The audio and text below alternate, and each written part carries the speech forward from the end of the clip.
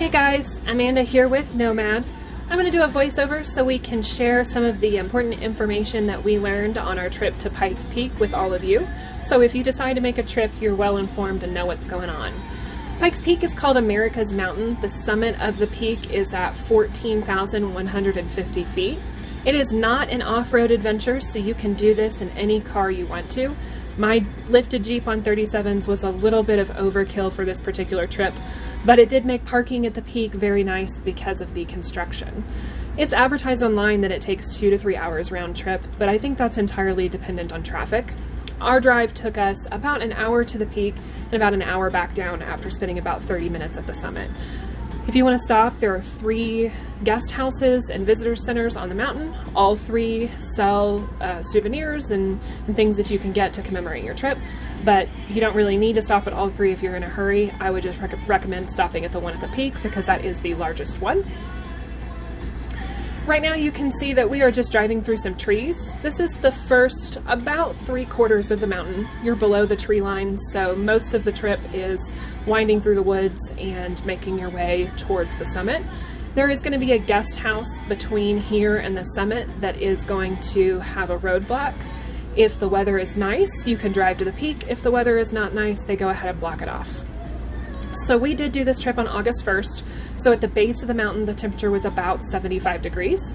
When we got a few thousand feet up the mountain, it was closer to 67 degrees.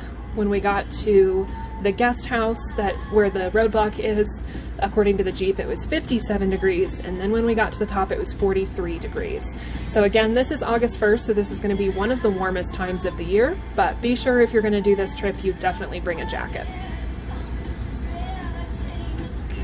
One bad thing about the time of year we decided to do the trip is there were a lot of clouds and a lot of fog at the top of the mountain, so you're not going to get as great of views on this video as you're probably going to see some of the pictures online of Pike's Peak. However, we're still able to go to the summit, which is something that really mattered to us, and see some great sights. We just went ahead and drove straight through on the way up so that we could get all the way to the top, but there are plenty of viewing points and overlooks all over the mountain where you can stop and get a view of the surrounding territory. We did some of that on the way back down the mountain so that we could get some pictures, but really our main goal here is we wanted to get to the peak. Pike's Peak is known as America's Mountain. I'm not really sure why it's known as America's Mountain, but one thing that I do know about it is that it is the highest peak in the southern Rocky Mountain region, so it does provide really great views from the summit. It is 16 miles total from the base of the mountain to the summit, and basically any vehicle can make it up there, no problem at all. We even saw a sign that said that some people allow, or sometimes they allow RVs to drive up the mountain, so you could drive up there with basically anything. There's also a lot of hiking and a lot of walking trails on the mountain if you really feel like doing some hiking. Those do take a long time to do, and there is not really anywhere in the park to gather resources, so make sure you bring food, make sure you bring plenty of water, and get gas at the base of the mountain before you make the trip. There is not a gas station anywhere along this drive.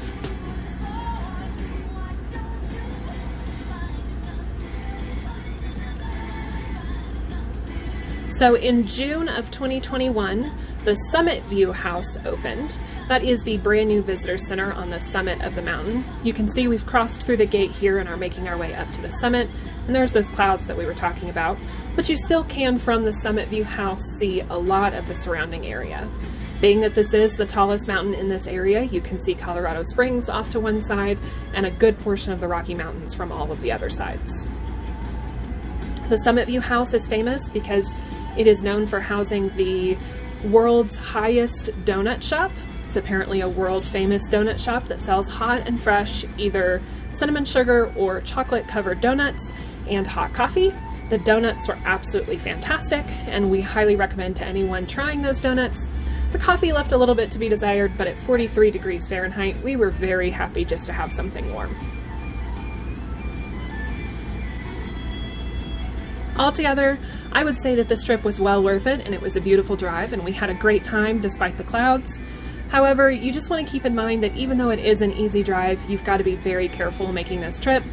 Off to the right-hand side here, you can see that there are some pretty serious drop-offs, and if you make one move the wrong direction, it is not going to be good for anybody involved. They do say that people die regularly on Pike's Peak because they're not paying attention or they're trying to text and drive and they drive off the mountain, and it is virtually impossible to rescue you once your vehicle has rolled off the side of this mountain. So just, if you make the plan to make the trip, be careful and make sure that you are showing up well prepared.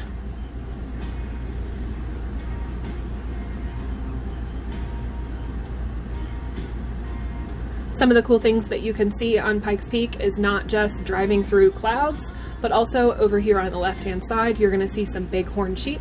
This caused a little bit of a traffic jam because people wanted to stop and get pictures of the sheep, but it was well worth it because it was really cool to see bighorn sheep in their natural habitat. They are wild animals, so you don't want to go anywhere near them, but there's other animals like groundhogs and chipmunks and all kinds of other little critters on the mountain as well that you can see as they skitter across the road. Once you pass the bighorn sheep, you're really, really close to the summit. We're only about 2,000 feet from the summit right now. Again, it is in the lower 50s at this point, so this is about where I had to roll up the window, but we saw a lot of people walking along the road and out taking pictures in shorts and t-shirts. So I guess if you're tougher than I am, you could do it wearing virtually anything, but I recommend at minimum bringing a hoodie.